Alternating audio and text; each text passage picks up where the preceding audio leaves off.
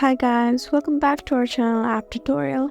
In this video, I'm going to be showing you guys on how you can keep Steam gifts private. So guys, if you're trying to keep your Steam gifts private, but you don't know how to do so, then this video is for you.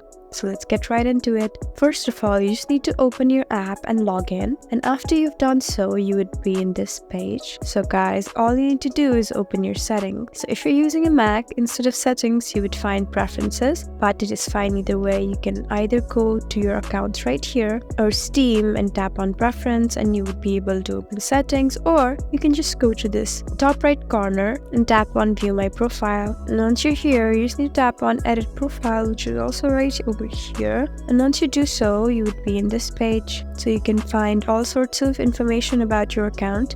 Just look at your left corner where you can see general, avatar, profile background, and many more. All you need to do is tap on privacy settings right here. And once you're here, all you need to do is make sure that your profile or your basic details are private. So just tap on your profile over here and tap on private, and in this way everything you do would be automatically private, and in this way your gifts would also be private. So guys, that's how you make your Steam gifts private. Hope this video was helpful.